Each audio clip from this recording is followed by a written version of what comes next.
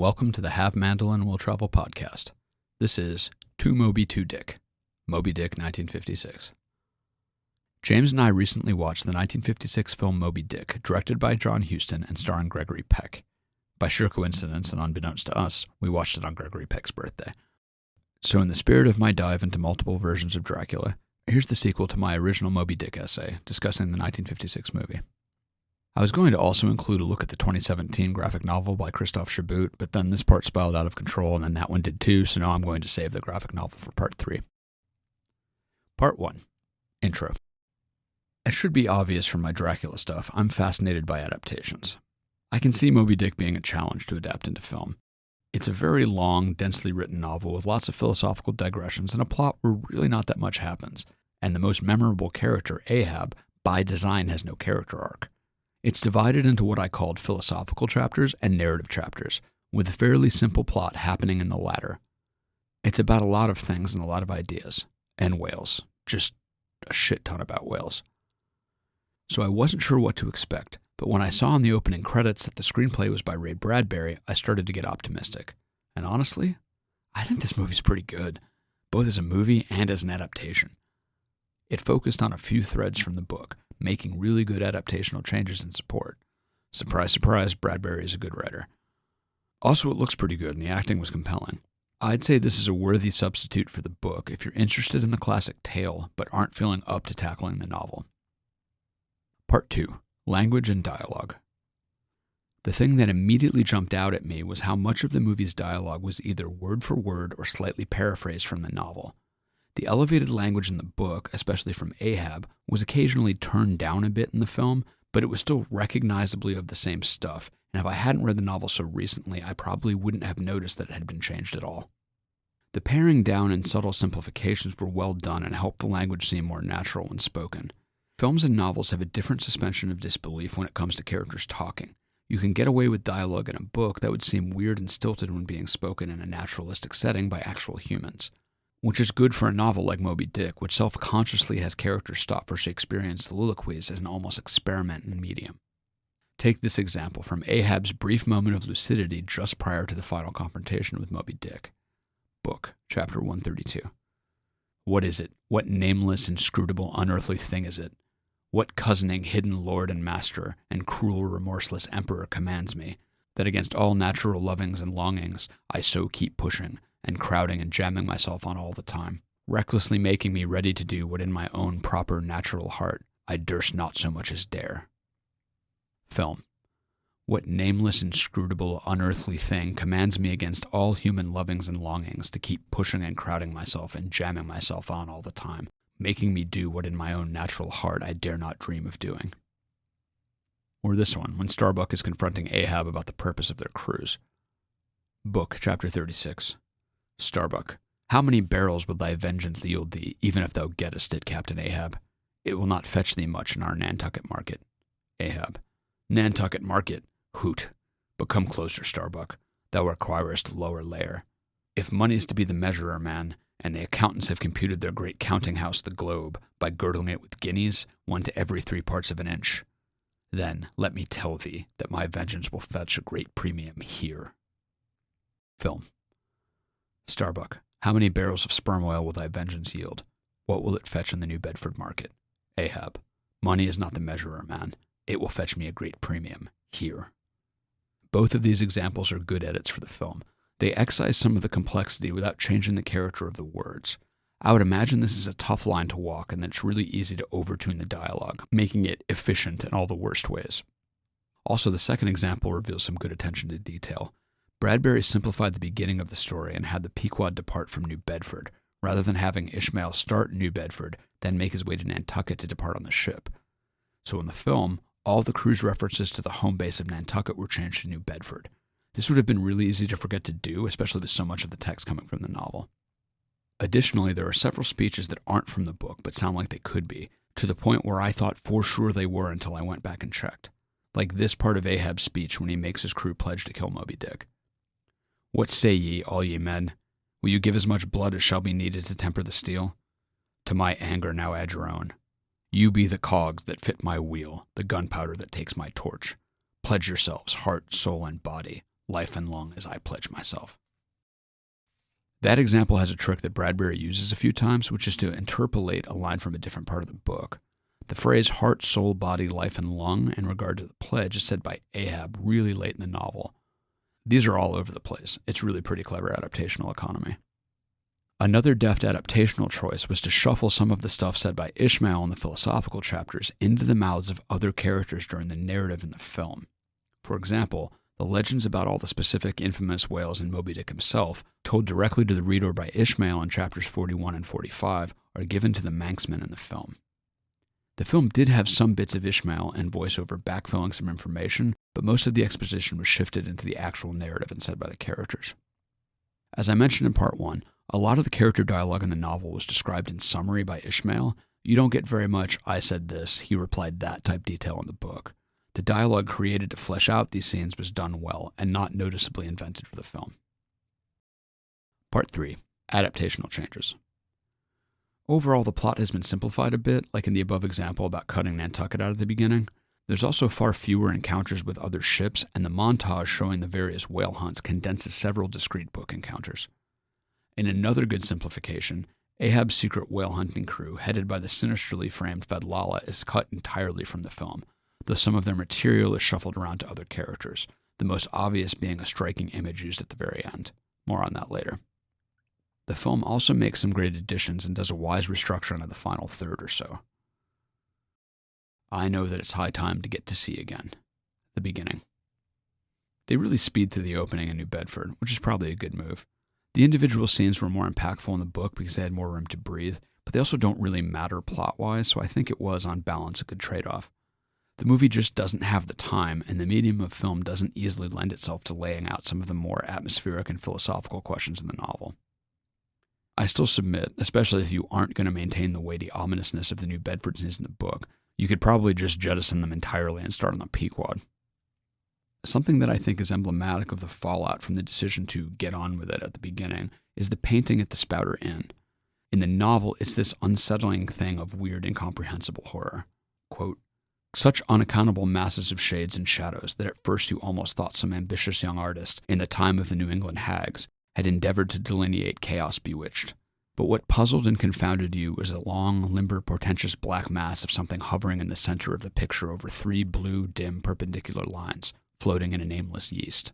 A boggy, soggy, squishy picture, truly enough to drive a nervous man distracted. Yet there was a sort of indefinite, half-attained, unimaginable sublimity about it that fairly froze you to it, till you involuntarily took an oath with yourself to find out what the marvelous painting meant." Unquote. The film nods in that direction, with Ishmael seeing a scary painting of a whale fighting some ships, and later, when talking to the sailors in the inn, looks at it again and says, a little nervously, "Can whales do that?" It's pretty good in theory, but I think it suffers from the speed at which it's handled. It goes by so quickly you don't get a good look at the painting, and its trepidation or awe doesn't really have time to make an impact. This example is the film's opening and microcosm. One other interesting thing about the opening is how the film handles the friendship between Ishmael and Queequeg. The movie actually has a problem in the opposite direction as the book. The book really takes its time establishing how the two men grow close, which ends up being a little strange because their friendship has essentially no impact on the rest of the story. The establishment of their friendship in the film has some of the same scenes, but feels a little perfunctory, like they were just included because they're in the source material. But Ishmael and Queequeg's friendship is used more in the back end of the film, for mostly thematic parallels, than it is in the book. It's still not a lot, but it's more, and it's convincing. So in both versions it feels kind of unbalanced, given more weight than it should at the beginning of the novel, and less than it should at the beginning of the film. I wonder how it would all sit with someone not familiar with the book. I could extrapolate what they were going for, as the scenes did serve as a good Cliff's Notes version of the beginning, but I don't know if it would feel too fast and unearned to somebody going in cold. I was a little surprised the filmmakers included so much of Father Mapple's sermon on Jonah from chapter 9. It was mostly read out of the book, and had a similar intensity and ominousness, but given the brevity of the rest of the opening, it was odd to see so much time spent on it. Maybe it was because they managed to get Orson Welles to play Mapple? I wasn't sorry to see it. It was a good and effective scene.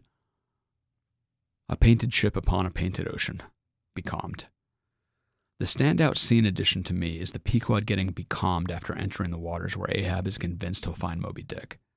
It's hard not to see a parallel to the rhyme of the Ancient Mariner, where a crewman's decision to murder an albatross causes nature to becalm them and threatens the whole ship with destruction. The film here is really effective in conveying fatigue and hopelessness as the shirtless sailors bake under the tropical sun, and the repeated cuts between close-ups of the gold coin Ahab nailed to the mast as a reward for the man who spots Moby Dick, and a similarly framed shot of the merciless sun really emphasizes the connection between Ahab's mission and their plight. And though I guess it's on the nose, I really like the Manxman's line, "Even the sun's nailed to the sky like that gold doubloon's nailed to the mast." In another literary allusion, one of the characters said, "You, lad, pull that gold coin off the mast, throw it over the side, pay the sea a ransom, maybe it'll come back to life and bring us a wind." This is a pretty direct reference to the book of Jonah, where the title character is thrown overboard to appease God and avert the storm that is about to sink the ship he's on. Tying this in explicitly is really clever and more directly ties Father Mapple's sermon to the action of the story. The sequence includes another excellent change regarding Queequeg's coffin, the thing that will end up saving Ishmael's life at the end of the story. In the book, Queequeg comes down with a fever, and thinking he's about to die, he has the ship's carpenter carve him a coffin. In the film, while they're becalmed, Queequeg is rolling the bones and interprets the results as a portent of doom, and so he gets the carpenter to make his coffin, sure that he will soon be dead. In the novel, the coffin existing is due to a random sickness. In the film, it's directly because of Ahab's obsession. Having a plot-critical thing which is also a piece of foreshadowing tied into the actual character actions is an improvement. From Hell's Heart I Stab at Thee, the ending. The ending has been shuffled around quite a bit, but I think it's all for the better, at least for this adaptation. In the novel, Queequeg's coffin scene is followed by Ahab's blood baptism of the harpoons, followed by a typhoon, then the Pequod meeting the Rachel, where Ahab refuses to help the Rachel's captain find his missing son because the Rachel has recently spotted the white whale. Soon after, the Pequod briefly encounters the Delight, which has just pretty epically lost a fight with Moby Dick. Later, Ahab has his moment of calm reflection, and the next morning Moby Dick is sighted for the first time in the novel. A 3-day chase ensues, with Moby Dick wrecking all the whaleboats each day, and finally sinking the Pequod and killing Ahab on day 3. The film endgame starts with the added becalm sequence, which leads to Queequeg getting his coffin, and then Moby Dick is spotted for the first time. Ahab has his boats futilely give chase. After the wind finally picks back up, the Pequod meets the Rachel, where, again, Ahab refuses to help because of how close they are to Moby Dick. Ahab, now convinced he will soon find his prey, does the blood baptism, and then they are hit by the typhoon, almost like nature is again conspiring to stop him. Following the storm, Ahab has his calm moment, and Moby Dick is sighted again shortly thereafter. The causal chain here is stronger than in the novel, and all ties back to Ahab. They're becalmed because of his obsession with killing Moby Dick, which leads to Queequeg's coffin. Moby Dick's sudden reappearance reignites Ahab's madness just as he was about to relent and leave those waters. The typhoon appearing where it does feels like a direct result of Ahab's rejection of the Rachel's entreaty and the blasphemous blood baptism. And having the storm arrive when they're so close to Moby Dick amplifies the insanity of Ahab's obsession when he refuses to strike his sails and risks the entire ship, even threatening to kill Starbuck if he does not obey. The brief encounter with the Delight is excised entirely, which I think was a smart and narratively economical choice. The final confrontation plays out slightly differently, and this is one spot where I think the adaptation maybe didn't make the best choice. The final fight is only one confrontation, not 3, which doesn't really matter, especially since it's not the first time the characters or audience is encountering the whale like it is in the novel. The film manages to not have the novel's sense of anticlimax. This is not a criticism of the novel. I think the fact that after all that chase, Moby Dick wrecks them extremely easily really fits with the themes and ideas the book was going for. But this film isn't the book and is focused on different aspects of the story, so making the final battle more of a crescendo is a good thing for this version. This isn't the part I think was a misstep. What I think is odd is the decision to have Moby Dick kill Ahab first, and then having Starbuck, after seeing Ahab's dead body, lead a renewed attack on the whale, and then having Moby Dick destroy the boats and then sink the Pequod. In the novel, Ahab's boat is the only one in the water, and everyone else is on the Pequod trying to repair their own boat smashed the day before. Moby Dick, in his retribution, swift vengeance, and eternal malice, strikes the Pequod before killing Ahab. Then the Pequod sinks, and Ahab's boat gets sucked into the whirlpool. The book ends 4 paragraphs after Ahab dies. In the film, Starbuck's motivation for renewing the attack, especially when he's been firmly team Ahab's quest is insane and borderline blasphemy against God and nature, was a little unclear. Ahab's end is, after all, what he kind of thought was going to happen to all of them if they kept following the men. Starbuck even almost organized a mutiny, which he didn't do in the novel. So I'm not sure why the change of heart, especially since it seems so personal.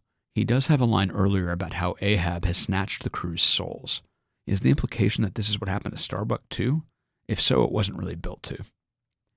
A change to the ending I really liked was the image of Ahab's dead body entangled in all the rigging that is stuck to Moby Dick, literally tying him to the whale. In the novel, it's the body of Ahab's personal harpooner Fedlala, and the sight spurs on Ahab for his final attack. Retaining the striking image using Ahab's body was a really great choice, though, again, I'm not sure how to reconcile its effect on Starbuck. I think it could have been a really cool final image of Moby Dick from the Pequod, like if right before the whale hits the ship, the sailors see Ahab one last time, both authors of their doom together at the end. Part 4. Things lost, things retained, and things amplified. Not surprisingly, since, as I said above, there's a lot of stuff in the novel, the movie has some differences in emphasis and framing. It does manage to capture some of the comedy of the surprisingly funny novel. Ishmael meeting Queequeg is played for laughs just like in the book, and is amusing, though it would have hit harder if they'd slowed the pacing down a little bit. Another small thing that was funnier in the film was Captain Bildad's offhand acceptance of Ishmael into the crew after he answers the 2 most softball questions ever. I went back and checked, and the dialogue is pretty close to the book, but there I didn't notice it as a joke. It was very funny in the film and an interesting example of how a line reading and framing can alter the effect of a text that is, on the page, exactly the same. Ishmael the narrator versus Ishmael the character. One thing the film kind of struggles with that it inherits from the source material is Ishmael as a character. There's a bifurcation in the novel of Ishmael the narrator and Ishmael the character. Ishmael the character basically vanishes after the Pequod goes to sea, but Ishmael the narrator absolutely pervades the novel, though he's still absent for some of it, notably in the stage play sections. The thematic and philosophical weight of the book is carried by Ishmael the narrator, who is recounting the story after many years and much contemplation. The film doesn't have this bifurcation. Character Ishmael is a little more present than he is in the novel, but he still vanishes for long sections, and narrator Ishmael is pure function, filling in some setup or plot stuff, but not giving any, for lack of a better word, analysis the way book Ishmael did. This is probably for the best, as persistent philosophizing and voiceover would not have made for a compelling film. Narrator Ishmael's voiceover in the film is not pervasive, being mostly at the beginning and at the brief epilogue. This brevity de-emphasizes the many years and much reflection vibe of the novel, and despite the film's opening line about how this happened some years ago, makes the narration feel more like present-tense narrator filling in the audience more or less contemporaneously with the action. This is another example of how cinematic structure and emphasis can override a script. Essentially, in the film, character Ishmael and narrator Ishmael are the same person, and this makes his vanishing more noticeable. Below deck, sublimated themes. In part 1, I used the term pelagic horror to describe how Ishmael views the incomprehensible power of the sea, along with man's complete inability to reason with or stand against it. The movie doesn't really have this aspect. This would admittedly have been pretty tough to do, as neither Ishmael's contemplative narration nor the scene of Pip going mad as he gazes on the sea is present in the film, so I appreciate that they didn't bother and just focused on the tragedy of Ahab. 2 other things I pointed out about the book, Ishmael's underlying nihilism and his ambivalence toward whaling, are also not really present in the film, though the germ of the latter is very briefly planted. Even more than the pelagic horror theme, in the novel these ideas are confined to narrator Ishmael, and so for the same reason would have been hard to capture. There's one moment in the film during the whaling montage where Ishmael gets a close look at the head of a dying whale and briefly looks distinctly troubled, whereas previously the hunts were portrayed as thrilling and perhaps even fun. Nothing really comes of it, but it's kind of interesting to watch Ishmael maybe start down the path that will lead to the narrator he will become. Ishmael begins. Prophecy and omens. The film leans hard into fate, prophecy, and Ahab's blasphemy against God and/or nature. Starbuck articulates this several times in the film, saying things like, "I do not fear Moby Dick, I fear the wrath of God," and saying of Ahab, "He is twisting that which is holy into something dark and purposeless. He is a champion of darkness. Ahab's red flag challenges the heavens." And as the Becalmed and Typhoon scenes show, the Pequod here feels more cursed for Ahab's obsession than it is in the book. Portents and signs come up a lot in the film. Elijah makes an explicit prediction of doom at the beginning in a way he doesn't in the novel, and Queequeg glimpses disaster when he rolls the bones. There's several cases of Ahab interpreting a pretty terrifying event as a positive omen, like him declaring that the typhoon's winds are heaven sent, to which Starbuck responds, "Heaven sent to destroy us." To the obsessed, every sign is a good one, confirming their course in every warning and impetus. This is present in the book and explicit during the final chase, when Starbuck despairs to Ahab that all good angels are mobbing thee with warnings, but it's not as pervasive as in the film. Part 5, Gallimaufry. And here's some random stuff I couldn't really fit anywhere. At the time of the film's release, the consensus seemed to be that Gregory Peck, at 40, was too young to play Ahab, an opinion he seems to have shared. Honestly, I didn't mind it. Having Ahab outwardly younger than you would expect has the effect of making it seem like he has been prematurely aged by his experience with a white whale. Though it seems like it wasn't a deliberate choice. Allegedly, the studio needed a bankable star before they'd make the film. Also, given the attention to detail in the screenplay, if he was supposed to be Gregory Peck's actual age, Bradbury likely would have changed the line where Ahab says his first whale hunt was 40 years ago. I thought Peck captured Ahab as a volcano barely holding it together really well. His ability to convey an Ahab that could sort of pretend to be a normal man and put up a facade of calmness was compelling. Sort of like how book Moby Dick's apparent calmness when they spot him was described as being but the vesture of tornadoes. Peck had a similar intensity to the Ahab I pictured as I was reading the novel. The scene where the Pequod meets the Rachel and Ahab refuses to help look for Captain Gardner's missing son was great. It shortened considerably from the novel and had this fantastic and film-only exchange after Ahab's refusal. Ahab, goodbye I say, and fare thee well. God help you, Captain Gardner. Gardner, God forgive you, Captain Ahab. The way the movie portrayed the birds swarming overhead just before they encounter Moby Dick for the first time was really chilling.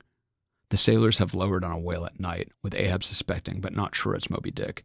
It dives with them too far away to see it clearly in the dark, and then the birds come. The sound they make is really creepy as the movie begins cutting between the birds and the very unsettled crew. The sequence has a coiled tension to it and lasts for a full minute and a half before Moby Dick breaches, and they finally see him. Maybe the birds are the all good angels mobbing me with warnings from the novel. The first lines of the film are pulled almost word for word from the opening paragraph of the novel, including the amazing, "Whenever it is a damp, drizzly November in my soul," but the cinematography and score alters the tone.